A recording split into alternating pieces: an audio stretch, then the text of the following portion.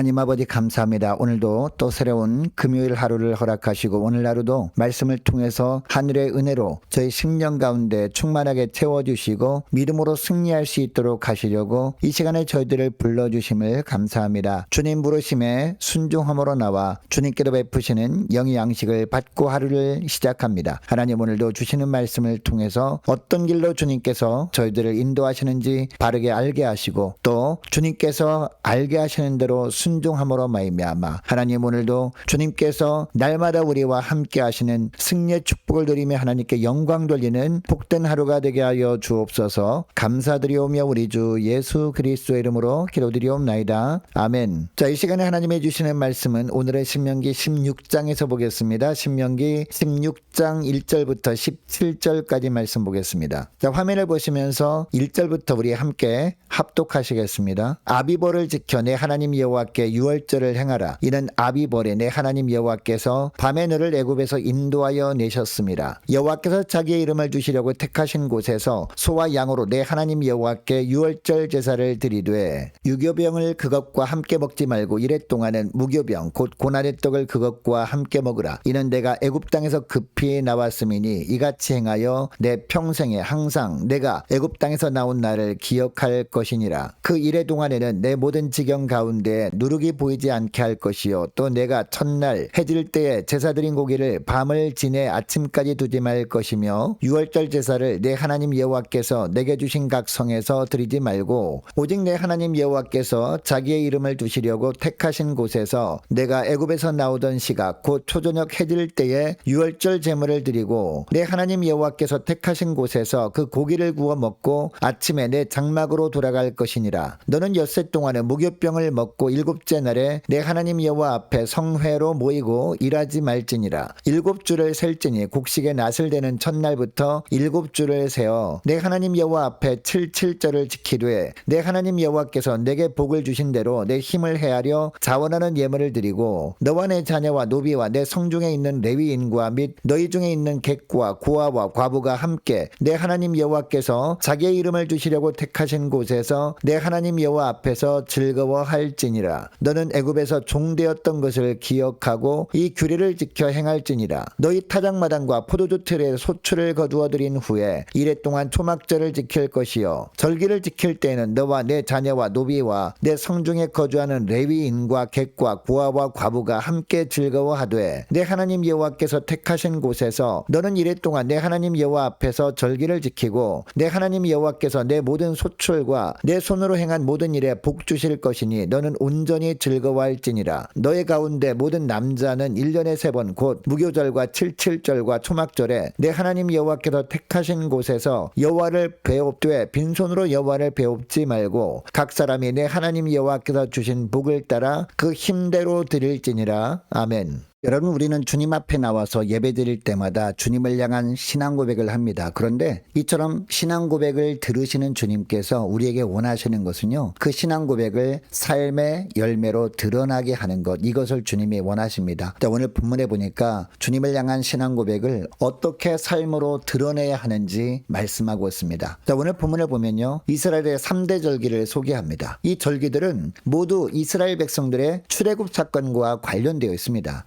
유월절, 그리고 칠칠절, 그리고 초막절입니다. 여러분, 이스라엘 백성들은 이제 광야 40년 세월을 끝내고 가나안 땅에 들어가면 이 세 절기를 철저하게 지키라고 모세를 통해 말씀하고 있는 본문이 오늘 우리가 읽은 내용입니다. 1년에 이 세 절기만 되면 하나님의 백성들은 아무리 먼 곳에 살아도 하나님의 전이 있는 예루살렘에 모여서 다 함께 이 절기를 지켜야 했습니다. 어떻게 보면 이 세 절기는요, 이스라엘 백성들의 명절이라고 할 수도 있습니다. 이 본문을 근거로 오늘날도 이 세 절기를 지켜야 한다고 주장하는 사람들이 있기는 합니다. 특별히 세 절기 중에서 유월절을 반드시 지키라고 했으니까 유월절만큼은 오늘날도 꼭 지켜야 한다고 하면서 이 유월절을 지키지 않는 교회는 잘못된 교회라고 주장하는 무리들이 있다라는 겁니다. 물론 예수님도 이 유월절을 지키긴 하셨습니다. 예수님께서 이 땅에 오셨을 때 육신적으로는 이스라엘 백성들 중 한 사람으로 오셨기 때문에 이 세상에 사는 동안에는 율법을 철저하게 다 지키셨습니다. 또한 예수님은 유월절 어린 양으로 오셨습니다. 그러니까 이 본문에 나오는 유월절은 예수님이 유월절 어린 양으로 십자가의 죽으심으로 다 이루어지게 된 겁니다. 여러분, 유월절은 어떤 절기였습니까? 출애굽할 때 애굽의 10재앙 중에서 맨 마지막 재앙이 장자 재앙이었습니다. 애굽 전역에 있는 모든 집의 초태생과 장자들이 한날 한시에 죽게 된 엄청난 재앙이었습니다. 이때 고센 땅에 있던 이스라엘 백성들이 집만 무사했습니다. 그 이유가 무엇이었습니까? 하나님의 명령대로 어린 양의 피를 좌우 임방과 문설주에 발랐기 때문이었죠. 이 피를 보고 죽음의 사자가 넘어간 것이었습니다. 이날을 기념하는 절기라고 해서 패스오버, 즉 유월절인 겁니다. 여러분, 이때부터 이스라엘 백성들은 이날만 되면 모든 지파 사람들이 한 곳에 모여서 매해마다 기념하였습니다. 그런데 유월절 어린 양은 예수님을 상징하는 것이었잖아요. 그러니까 진정한 유월절 어린 양 대신 예수님이 오셔서 유월절날 십자가에서 피 흘려 죽으실 때까지 유월절을 지키라는 의미였습니다. 그러니까 오늘날은 이 유월절을 지킬 필요가 없는 거죠. 그렇다고 오늘 본문에 나오는 말씀을 무시해도 되는 것은 아닙니다. 그러면 무슨 의미일까요? 유월절 의미를 기억하라는 말씀입니다. 그것도 1년에 유월절 때만 기억하지 말고 날마다 유월절 어린 양 대신 예수 그리스도의 보혈의 의미를 기억하라는 뜻입니다. 여러분, 이스라엘 백성들에게 있어서 유월절은요, 자신들이 뿌리를 기억하는 날이었습니다. 자신들이 현재를 가능하게 하셨던 근원이신 하나님을 기억하는 날이었습니다. 이것을 기억할 때 이스라엘 백성들은 영적으로 살아있는 존재가 되는 것이었습니다. 반면에 이 유월절을 망각하고 살면 점점 영적으로 죽어가게 되었습니다. 그래서 이스라엘의 역사를 보면 이 유월절을 망각하고 지키지 않을 때는 하나님을 대적하는 엄청난 죄에 빠져 살았던 겁니다. 유월절을 기억할 때 자신들이 어떻게 하나님의 백성이 되었는지 깨닫고 그래도 하나님의 원하시는 새로운 삶을 살게 되었습니다. 그래서 매해마다 유월절을 지키라고 하셨던 겁니다. 여러분은 오늘날 이 유월절을 지키라는 말씀은 유월절을 기억하라는 의미입니다. 구체적으로 말하면 유월절 어린 양이 나를 위해 흘린 보혈을 날마다 기억하라는 뜻입니다. 이처럼 주의 보혈의 의미를 늘 기억할 때 하나님의 자녀로서 죄와 싸워 이길 수 있기 때문입니다. 여러분, 예배 시간마다 입술로 하나님을 향해서 신앙 고백을 했으면 삶 가운데 그 신앙 고백의 열매를 풍성히 맺기 위해서 무엇보다 매 순간마다 예수 그리스도의 십자가 보혈을 기억하고 되새기며 살아가시는 복된 하루하루 되시기를 축복합니다. 자, 계속해서 9절부터 보니까 이번에는 77절에 대한 말씀을 합니다. 77절을 지키라 라는 말씀이 나옵니다. 또한 13절부터 보니까 초막절을 지키라는 말씀도 나옵니다. 여러분, 77절은 유월절 이후 7주 를 세워서 지키는 날입니다. 6월절 이후에 50일째 되는 날이라고 해서 오순절이라고 하기도 합니다. 그리고 첫 열매인 보리추수를 기념하는 절기라고 해서 초실절, 맥추절이라고 부르기도 합니다. 여러분, 이날 백성들은요, 주신 복을 따라서 마음에서 우러나오는 예물을 드렸습니다. 이날 가장 중요한 것은 모두 함께하는 것이었습니다. 자녀와 종들, 그리고 성 안에 같이 사는 레위인들, 그리고 떠돌이와 고아와 과부까지도 함께 주 하나님 앞에서 즐거워해야 했습니다. 아무도 하나님의 은혜에서 소외되지 않도록 돌봐야 했다라는 겁니다. 그러니까 이날은 이웃과 함께 하나님께 받은 복을 나누며 기뻐하는 날입니다. 그러므로 77절을 지키라는 말씀의 진정한 의미는 단순히 이날까지 수확한 것들 중에 일부를 하나님께 드리라는 뜻이 아닙니다. 하나님이 선물로 주신 땅에서 하나님이 제공하신 햇빛과 단비로 수확을 하게 되었음을 감사하면서 드리는 날이 되게 하라는 뜻입니다. 그러니까 지금 내가 누리고 있는 모든 것들이 나의 노력으로 되어진 것이 아니라 하나님의 은혜의 선물임을 고백하며 살라는 겁니다. 이런 고백을 하나님께 드리는 사람은 하나님의 사랑하는 지체들을 외면하지 않으니까 모두 함께 기쁨을 누리라 라고 하는 겁니다. 초막절도 그동안 얻은 소출과 행한 모든 일에 복 주신 것에 대해서 감사하면서 즐거워하는 절기였습니다. 차이라면 77절은 첫 열매를 거둘 때 드리는 절기라는 겁니다. 그리고 초막절은 곡식과 포도나무 수출을 다 거둔 이후에 드리는 절기라는 차이점이 있을 뿐이었습니다. 이런 절기를 지키면서 하나님의 그동안 내려주신 복을 세어보는 겁니다. 여러분, 오늘날 교회가 어떻게 시작되었습니까? 이 77절, 그러니까 오순절날 성령 강림 사건 후로 시작되었습니다.